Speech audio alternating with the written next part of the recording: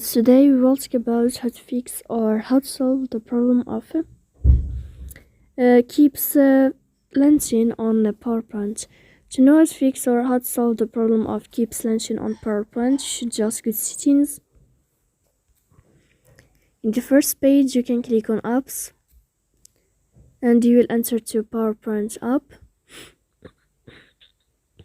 Then you can click on first stop and you can click OK. After that, you will enter to storage. Here you can click clear cache.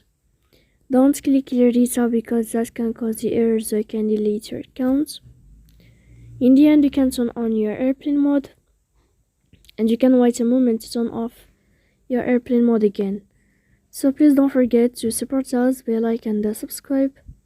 See you next time in another video, and thank you for your attention and your watching.